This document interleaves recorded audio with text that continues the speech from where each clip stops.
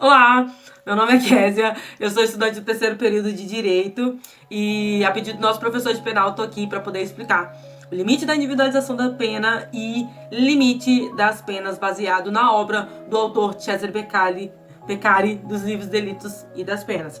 Então, o princípio da individualização da pena, vou começar por ele, né? O autor ele vai pontuar em sua obra que as penas elas devem ser aplicadas proporcionalmente aos delitos para causar uma impressão mais eficaz e mais durável na sociedade e, ao mesmo tempo, né, não sendo cruel ao culpado.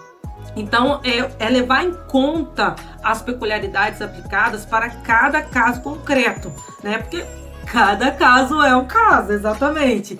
Então, assim, é aplicar, né, uma coisa que nós devemos ter em mente, que é aplicar na exata proporção do crime praticado, levando em conta suas peculiaridades, né, verificando, por exemplo, o histórico penal, o grau de periculosidade, se teve atenuantes, se teve agravantes. Então, o princípio da individualização da pena, ele vai garantir que as penas dos infratores, elas não sejam igualadas, mesmo que tenham sido praticados crimes idênticos.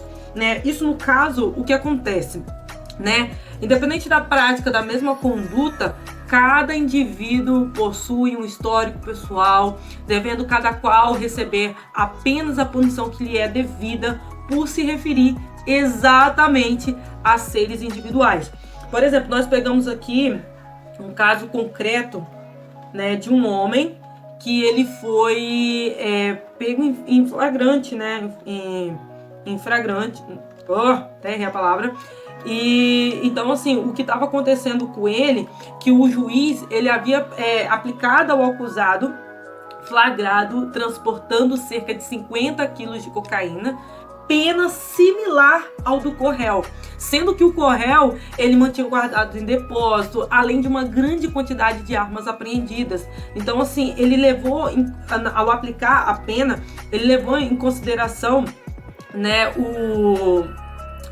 esse armamento. Então, assim, quando a ministra Laurita Vaz foi analisar o caso, ela considerou que o princípio ele havia sido violado nesse caso, porque a sentença ela determinou o armamento apreendido no local como uma das razões para justificar a imposição ao paciente. Então, você vê claramente aí como que o princípio da individualização da pena foi violado. Tá bom? Então, ao todo, né, o princípio da individualização da pena é isso, é você analisar cada caso, levar em consideração, não esquecer, gente, não esquecer mesmo que cada indivíduo é diferente, é único, ele tem um histórico pessoal, teve um crime ali praticado, o crime que ele praticou, ainda que seja parecido, mas ele é diferente, tá bom? Então, é isso. Bem, então, dando continuidade, agora eu vou falar um pouquinho sobre o limite das penas.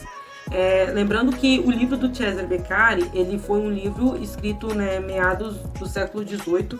Então, naquela época, né, a aplicação da pena, fazia parte de um plano de vingança. Então, assim, era tipo um lixamento coletivo. Então, não era nada humano, né, levando em consideração o crime praticado, não tinha nada disso. Então, assim, né, ele vai defender que as penas elas devem ser proporcionais ao delito.